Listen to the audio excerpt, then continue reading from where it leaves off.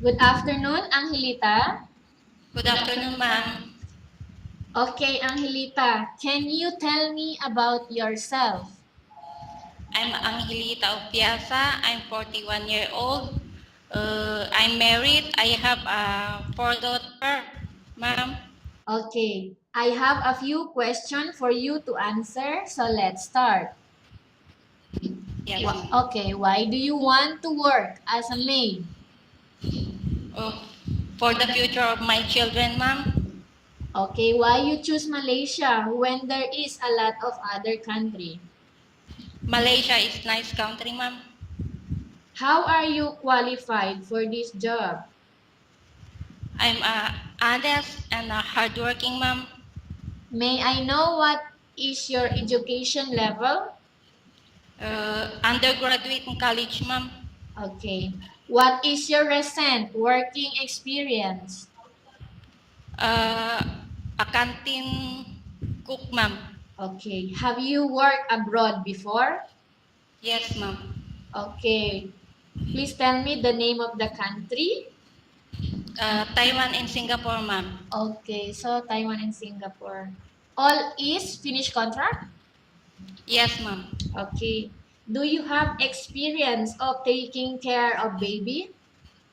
Yes, ma'am. And my employer in Singapore and my own child, ma'am. Okay. How about elderly people? I don't have yet experience in elderly, but I'm willing to taking care elderly, ma'am. Okay. Do you have any other special skills? Yes, ma'am. Cooking, cleaning, ma'am. All right. Are you willing to learn new skills? Yes, ma'am. Are you willing to work with the family where the mother-in-law or any relative stay together?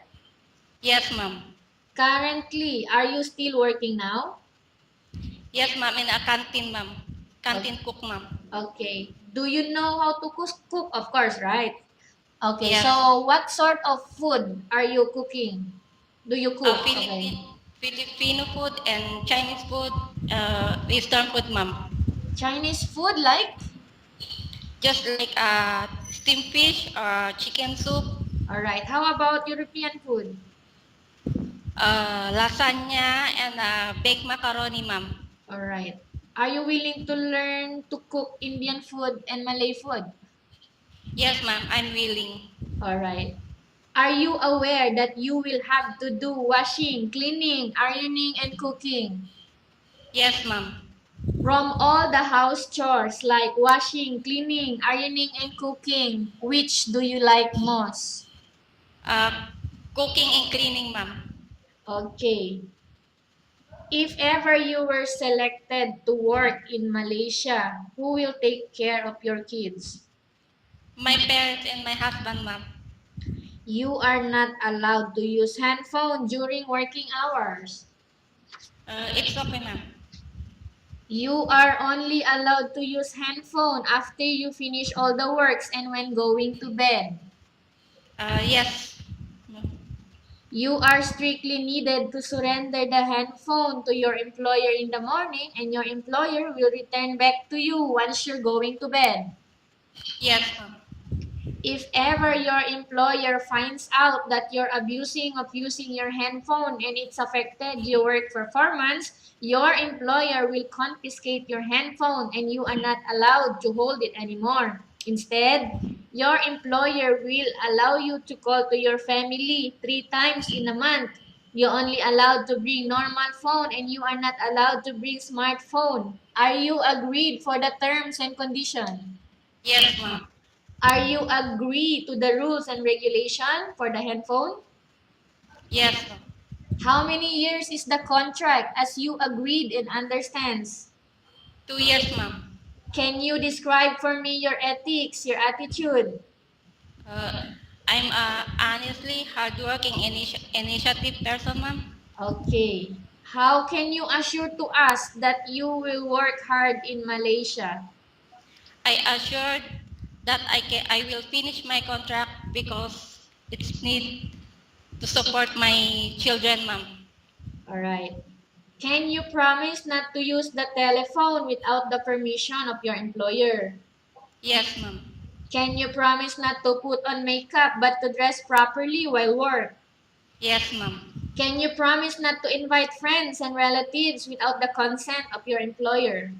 Yes, ma'am. Can you promise not to ask for advance salary from your employer under any circumstances? Yes, ma'am. Do you really understand of the rules and regulation of the agency? Yes, ma'am. Do you pay any placement fee for you to come to Malaysia to work as a maid? No, ma'am. Do you have any history of sickness, breast cancer, or any other illness? No, ma'am. Do you suffer from any skin diseases, allergy, or physical defect? No, ma'am. Have you suffered from any serious illness? No, ma'am. Do you smoke? No, ma'am. Have you undergone any operation? No, ma'am. Are you medically fit? Under process, ma'am. Okay, but you are medically fit. Okay, yes. Are you in any medication?